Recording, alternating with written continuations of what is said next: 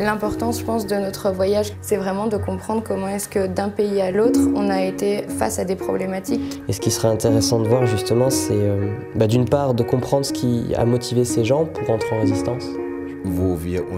4 jeunes Européens s'interrogent sur les passés rivaux de l'Europe depuis la Seconde Guerre mondiale et sur la place occupée par l'histoire dans l'idée collective que chaque peuple a de lui-même.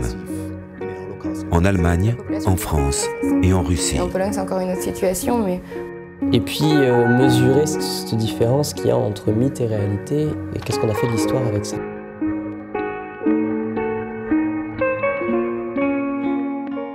Ich bin, die Vervollständigung dieses Satzes ist jeden Tag ein neues Abenteuer. Identität ist Bewegung. Das Ich bin ist einen Augenblick später schon ein Ich war und bewegt sich zu auf das Ich werde sein. Vergangenheit, Gegenwart, Zukunft. Organisch miteinander verbunden. Für mich als Deutscher spielt dabei die Geschichte des Dritten Reiches eine herausgehobene Rolle. Geschichte prägt. Es gibt Wechselwirkungen zwischen individueller und kollektiver Identität, zwischen dem Individuum und der Geschichte seines Heimatlandes. In einem Europa, das immer mehr zusammenwächst, wo sich tagtäglich Menschen mit dem unterschiedlichsten kulturellen Hintergrund begegnen, bedeutet dies, um für gewisse Sensibilitäten und Eigenarten des anderen ein Gespür entwickeln zu können, muss man nicht nur die Geschichte des eigenen Landes kennen, sondern auch die des anderen erkunden.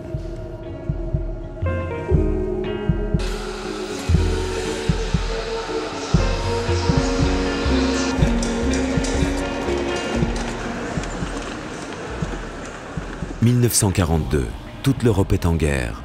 Après avoir envahi l'Autriche, la Pologne, la Belgique, les Pays-Bas et la France, Hitler s'est attaqué à la Russie. Personne ne semble en mesure de lui résister. Alexandra et Roman se rendent à Munich, la ville où est né le nationalsozialisme. Das war eine Zeit, die eigentlich, wenn ich daran zurückdenke, aufregend war. Es war eine tolle Zeit. Es war eine tolle Zeit, dass wir gegen diesen riesen Machtapparat, die Truppen standen 50 Kilometer von Moskau. Europa konnte keinen Pieps mehr machen. Die Deutschen waren da, die deutsche Armee war da. Wir waren wer.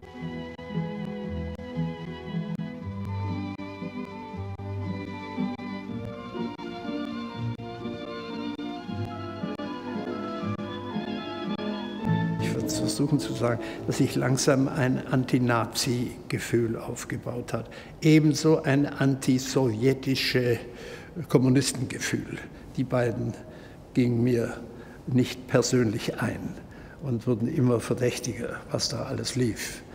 Und Hitlerjugend war für mich, das kann ich einfach schlicht sagen, das Langweiligste, das Langweiligste, was ich in meinem Leben mitgemacht habe. Es war einfach blöd. Es war restlos blöd. Marschieren und herumstehen, ich sage es noch einmal, auf den nächsten Führer warten, der nach 2 Stunden kam. Wir standen immer noch am Münsterplatz. Können Sie sich das vorstellen, dass das einen jungen Menschen, der daheim Bücher hat, der liest, der diskutieren will, der auch Fußball spielen will mit seinem Paddelboot, aber das war doch einfach, diese Leute waren Idioten. Die konnten mit jemandem, der geistig ein bisschen was drauf hat, nichts anfangen. Ich weiß gar nicht, wie dieser Adolf die Deutschen gesehen hat. On ne peut pas s'imaginer à quel point il faut tromper un peuple pour le gouverner. Adolf Hitler. Le nazisme a très bien compris que pour asseoir son succès, il lui fallait avoir prise sur la jeunesse allemande. D'où le caractère stupéfiant, surtout pour l'Europe de la fin du XXe siècle, de cette jeunesse adhérant massivement à un ordre politique extrêmement contraignant, extrêmement conservateur, extrêmement rigide. Alors comment l'expliquer? La première façon, c'est de voir à quel point l'Allemagne, et notamment la jeunesse allemande, sort littéralement défaite de la défaite de 18 et est immédiatement confrontée à des questions lourdes, chômage, pauvreté, sentiment d'humiliation nationale, angoisse quant au sens de l'existence.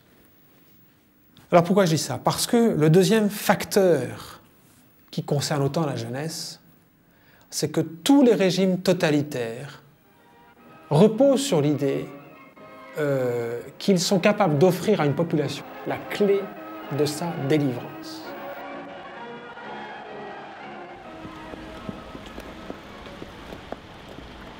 De juin 1942 à février 1943, des milliers d'habitants de villes du sud-ouest de l'Allemagne trouvent dans leur boîte aux lettres des tracts appelant à la résistance contre le régime nazi. Ce sont les tracts de la Rose Blanche, Die Weiße Rose, un réseau de résistance pacifique né dans l'université de Munich sous l'impulsion d'étudiants. Hans et Sophie Scholl en sont les figures de proue. Nous avons grandi dans un état où toute expression de ses opinions personnelles était impossible. On a essayé, dans ces années si importantes pour notre formation, de nous ôter toute personnalité, de nous troubler, de nous empoisonner. Par le choix du Führer, des hommes sont devenus des criminels sans Dieu, sans honte, sans conscience. Au début, les deux, Hans et Sophie Scholl, ils font partie aussi des organisations des nazis. Ils y prennent des positions importantes. Sophie Scholl dans le Bund Deutscher Mädchen, l'association des jeunes femmes, et Hans Scholl dans le Hitlerjugend. En juillet 1942, Hans Scholl et plusieurs étudiants de la Rose Blanche sont envoyés sur le front russe. La défaite de la 6e armée allemande à Stalingrad, la première de la guerre, et les atrocités rencontrées là-bas vont constituer un tournant décisif pour Hans et ses amis. De retour à Munich, ils écrivent « Hitler ne pourra pas gagner la guerre, il ne pourra que la prolonger. Décidez-vous avant qu'il ne soit trop tard. » Ils redoublent d'activité et d'ardeur. Par leurs tracts, ils appellent les Allemands à une résistance passive. Also Hans hat das Flugblatt Nummer 5 gebracht und da sagen wir, da kommt, glaube ich, auch der Begriff Vereintes Europa vor. Das ist eine ganz unglaubliche Sache, die noch nicht so wahrgenommen wird, dass wir da einen Aspekt haben, der heute Realität ist. Wir kleine Jungs da vom Gymnasium.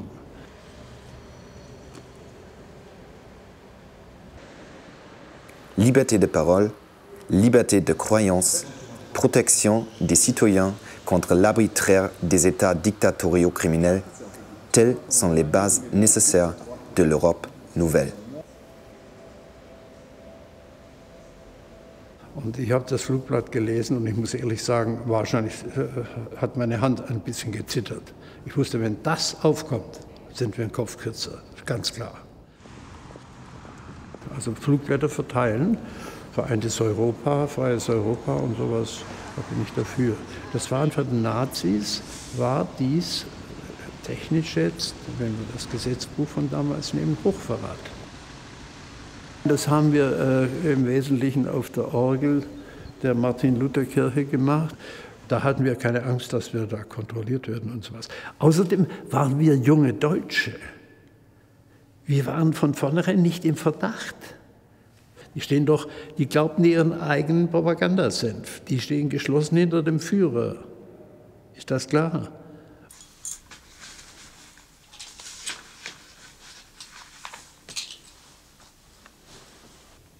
On ne peut pas discuter du nazisme, ni s'opposer à lui par une démarche de l'esprit, car il n'a rien d'une doctrine spirituelle.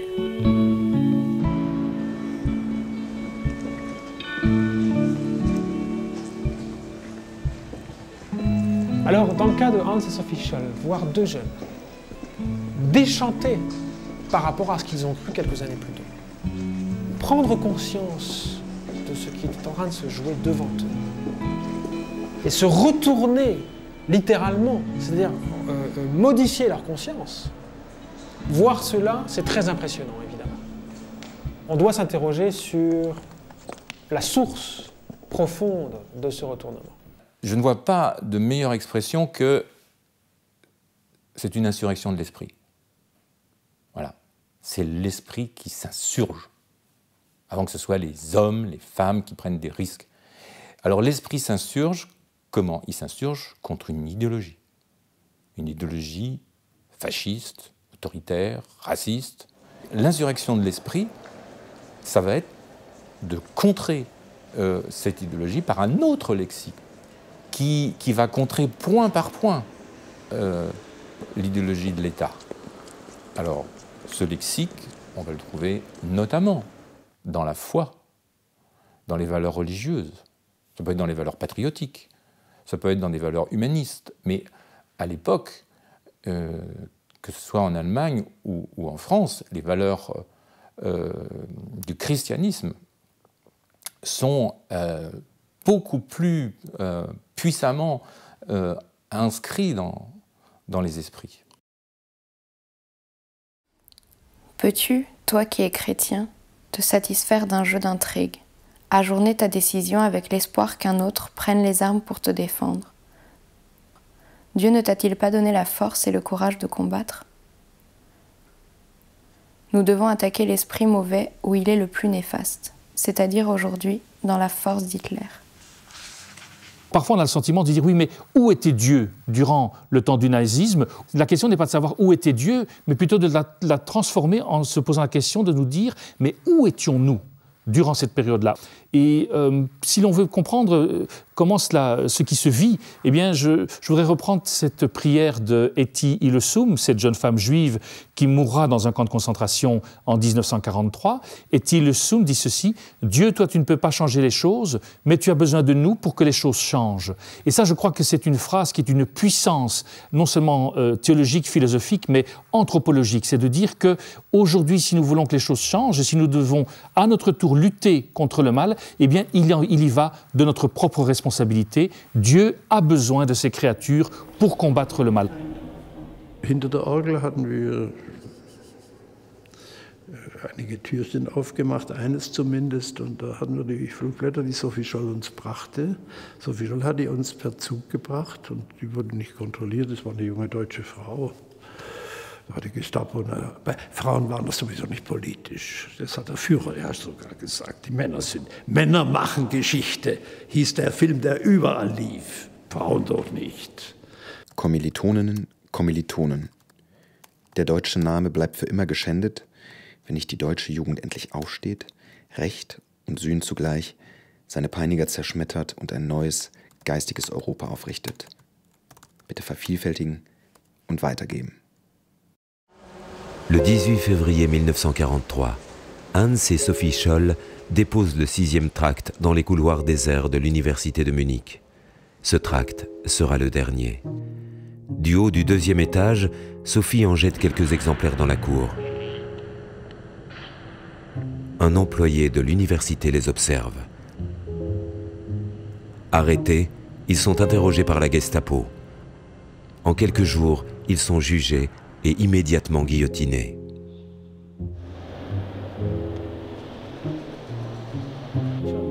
Leur 6e tract parviendra plus tard en Angleterre. Les avions alliés en largueront des centaines de milliers de copies au-dessus des villes allemandes. Sans tuer personne, mais avec les armes de l'esprit, les étudiants de la Rose Blanche ont montré le chemin. Mais qu'en est-il des millions d'autres citoyens allemands? Être allemand sans être nazi à ce moment-là, ça voudrait dire protester. Il y a un historien qui s'appelle Martin Brochat qui a proposé une différence entre Widerstand et Resistance. Alors Resistance, il prend le mot français, mais il lui met un Z. Widerstand, c'est la conception classique de la résistance.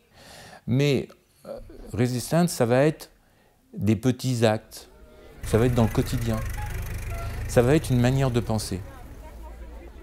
Pour soi. Ça va être une manière de garder des valeurs dans sa famille, dans sa communauté. Par exemple, des valeurs chrétiennes. Ou communistes. Vous voyez ? Et donc, c'est une manière de s'immuniser en quelque sorte contre l'idéologie nationale-socialiste. Par exemple, les régions de Westphalie, ou de Bavière, plus catholiques, ont tenu beaucoup mieux contre l'idéologie nationale-socialiste. Les bastions ouvriers dans les centres industriels ont aussi tenu bon, d'une certaine manière, autour des valeurs de la social-démocratie, du communisme. Dès 1933, une jeune femme de Breslau, Edith Stein, s'est insurgée et a dénoncé les méfaits des nazis dans une célèbre lettre qu'elle adresse au pape Pie XI. Elle écrit « Saint-Père, comme fille du peuple juif, qui suis depuis 11 ans par la grâce de Dieu fille de l'Église catholique, j'ose exprimer devant le Père de la chrétienté ce qui accable des millions d'Allemands. Depuis des semaines, nous voyons en Allemagne se produire des agissements qui témoignent d'un total mépris de toute justice et de toute humanité. Nous craignons le pire pour l'image de l'Église si jamais son silence durait encore. Nous sommes aussi convaincus que ce silence ne sera pas en mesure d'acheter à long terme la paix face à l'actuel gouvernement allemand. » Il y avait 130 000 Allemands tués par les nazis. Et l'importance de ces chiffres? Premièrement, pour montrer très clairement que c'était une petite minorité. Mais deuxièmement, pour montrer aussi que la résistance, ça existait. C'est important pour les générations après. C'est l'expérience que je fais en travaillant dans les workshops artistiques historiques avec des jeunes gens en Allemagne, que c'est un aspect qui est important, une espèce de précondition pour qu'ils soient capables de s'ouvrir aussi aux histoires les plus sombres.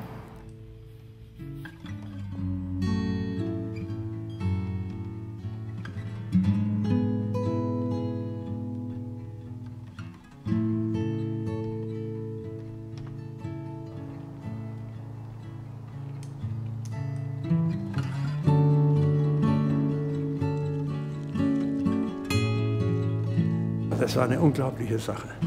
Also der Todfeind fliegt hier ein, akzeptiert die Deutschen, geht auf die Gräber der Geschwister Scholl mit uns.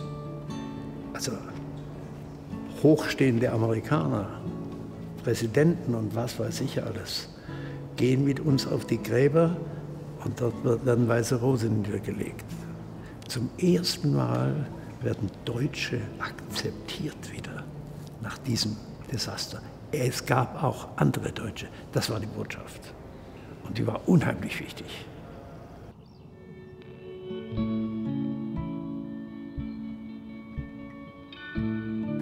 Ich trug an einem sonnigen Tag ein Kind in einem langen weißen Kleid zur Taufe. Der Weg zur Kirche führte einen steilen Berg hinauf. Aber fest und sicher trug ich das Kind in meinen Armen. Da plötzlich war vor mir eine Gletscherspalte. Ich hatte gerade noch so viel Zeit, das Kind sicher auf der anderen Seite niederzulegen, dann stürzte ich in die Tiefe. Das Kind ist unsere Idee. Sie wird sich trotz aller Hindernisse durchsetzen. Wir durften wegbereiter sein, müssen aber zuvor für sie sterben.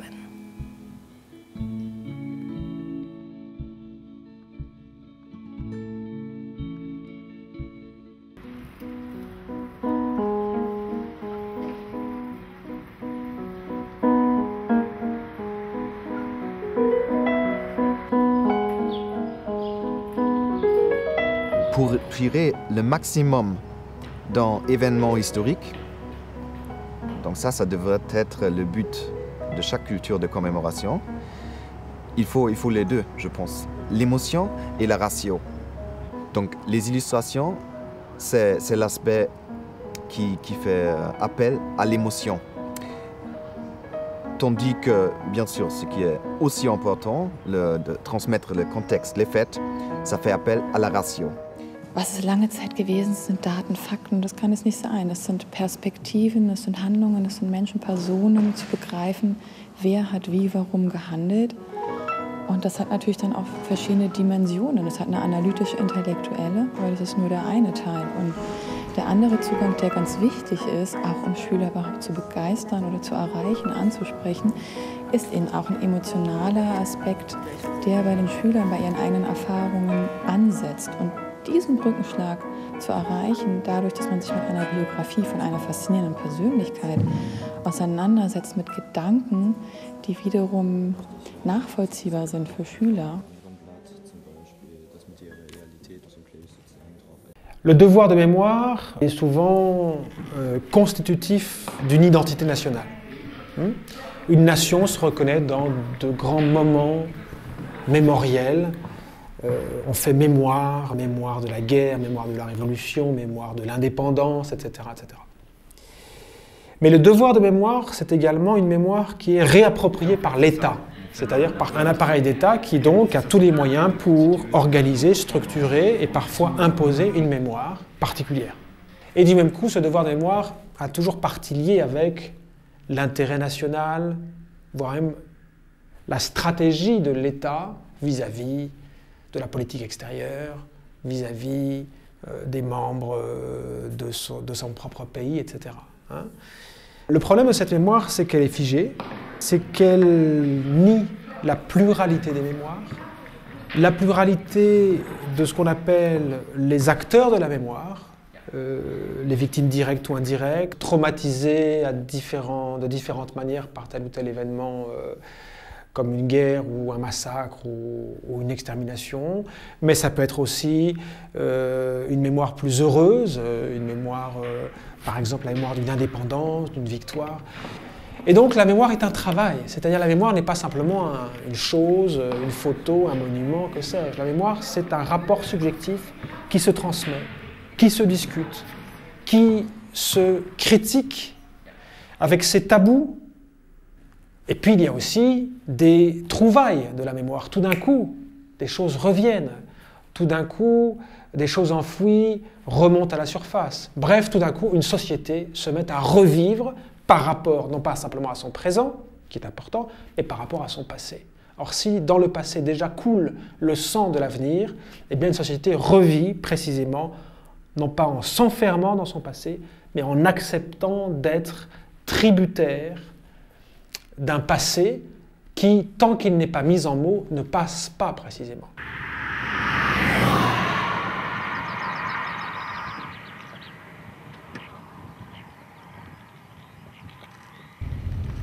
Si le travail de mémoire s'effectue en Allemagne, qu'en est-il dans d'autres pays européens? Maria et Roman prennent la route vers l'est de l'Europe, direction la Russie. Un haut lieu de l'histoire européenne les attend, Katyn.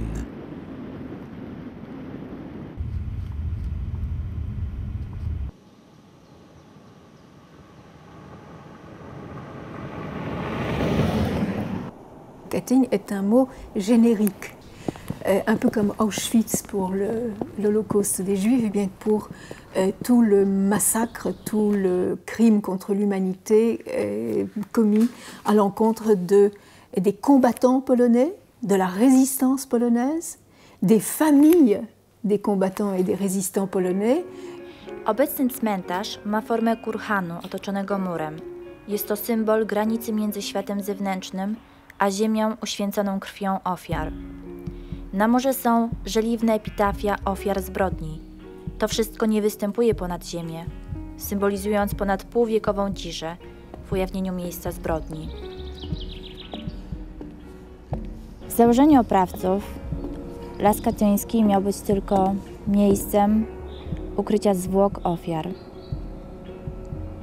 Dokonano tutaj egzekucji ludzi niewinnych. Jan Rutkę, Kazimierz Rutkę, Janina, Tadeusz Lewandowski, Tadeusz Rutkiewicz, Stefan Zieliński, Józef Owczarski, Adam Pogorski.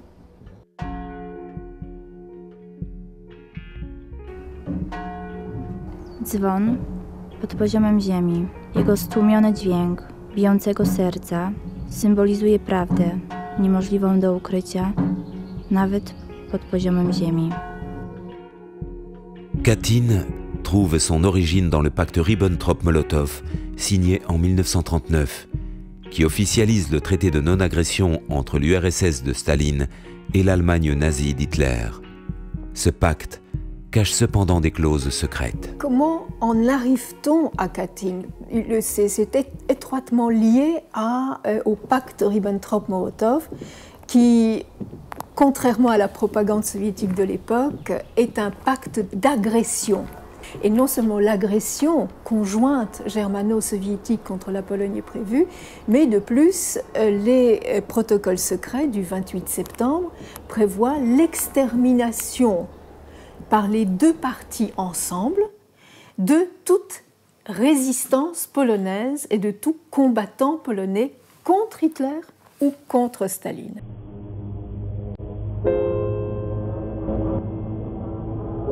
Une semaine après la signature du pacte, Hitler attaque la Pologne à l'ouest. 17 jours plus tard, Staline envahit lui aussi la Pologne par l'est. Toute l'élite militaire et civile polonaise est arrêtée par les soviétiques et sera envoyée dans des camps de concentration. Le 5 mars 1940, Staline et les membres du Politburo signent l'ordre d'exécution de 25 000 d'entre eux. Pourquoi Staline condamne-t-il à mort des officiers polonais? Il les condamne pour qu'ils ne combattent pas Hitler. Été 1941, renversement d'alliance. Hitler attaque la Russie. Dans une forêt de la région de Katyn, les troupes allemandes mettent au jour des charniers de milliers d'officiers polonais abattus d'une balle dans la nuque. Crime soviétique, proclame Goebbels. Propagande nazie, répondent les soviétiques. La situation restera controversée sans que la vérité soit reconnue officiellement. Après la fin de la guerre, les soviétiques déclareront interdite la zone de Katyn et refuseront toute enquête internationale. Les soviétiques, Staline, accusent les Allemands et il donne une définition du crime de Katyn. Crime de guerre, crime contre l'humanité et génocide. Donc en fait, à Nuremberg, puisque les Allemands ont été officiellement innocentés du crime de Katyn, il ne reste qu'un seul coupable possible.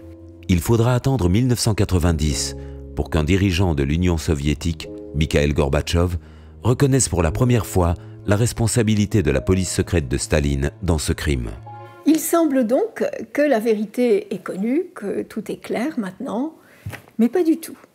On assiste à une sorte de reculade du pouvoir russe, non plus soviétique, mais russe à Moscou, en disant qu'il ne tolérerait pas que l'on parle de crimes contre l'humanité concernant Katyn. Et là vient la question, pourquoi? Chaque partie contractante de l'ONU peut toujours, jusqu'aujourd'hui et dans l'avenir, demander que l'Union soviétique soit jugée pour le crime de Katyn. C'est horriblement dérangeant. Nawet jeśli historia jest okrutna, chcę o niej mówić. Drzewo bez korzeni umiera, a ja chcę budować przyszłość. Dlatego muszę dbać o wszystkie korzenie, nawet te chore, by ukoić ból i by móc budować przyszłość razem wspólnie. Le grand dissident Vladimir Bukovski a déclaré que sans un procès public international des crimes soviétiques, notamment à Katyn, l'Europe ne trouverait pas le repos.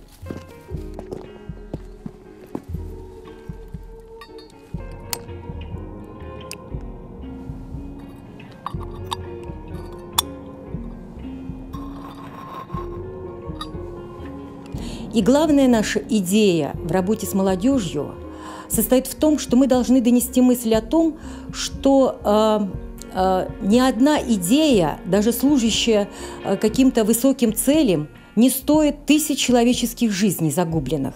И дети должны понимать отличие того тоталитарного режима и сегодняшнего дня. Главная мысль – это ценность человеческой жизни. Человек прежде всего, его жизнь бесценна.